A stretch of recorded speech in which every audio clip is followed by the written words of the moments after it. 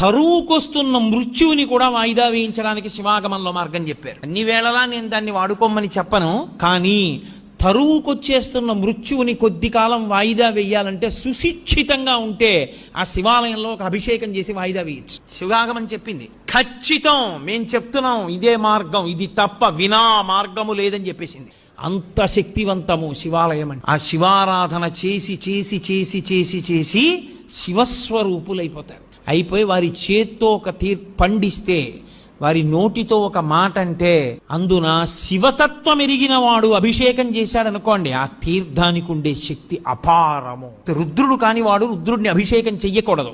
శివతత్వము పరిపూర్ణముగా తెలుసున్నవాడు రమించిపోతూ శివాభిషేకం చేశాడనుకోండి, ఆ అభిషేక తీర్థమునందు శివశక్తి పరిపూర్ణంగా పట్టుకుంటుంది. ఆయన అనుగ్రహం కలిగిందా, మహావిద్వాంసుడు 7 తరాల్ని ఉద్ధరించగలిగి